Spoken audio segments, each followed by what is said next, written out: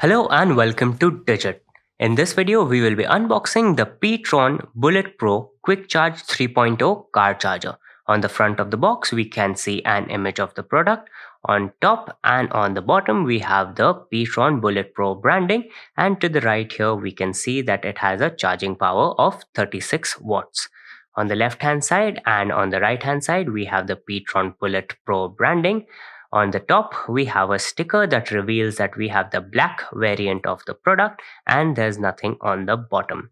On the back, we have some technical specifications. It has two kinds of output interfaces, which include two USB Type A interfaces and one USB Type C interface. Its charging input is DC 5 volts. Output voltages are 5 volts, 9 volts, and 12 volts. Output max power is 36 watts and charger weight is 32 grams.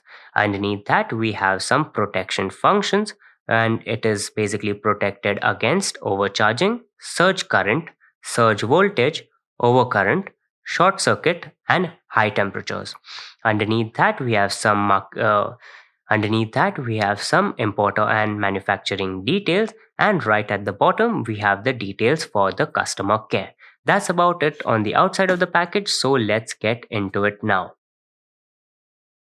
On the inside, all we get is the car charger.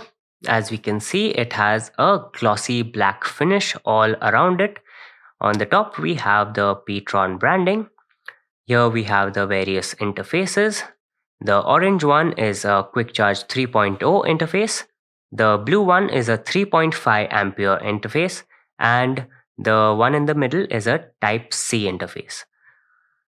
On the back, we can see the Qualcomm Quick Charge 3.0 branding to certify that this is a genuine Qualcomm 3.0 product.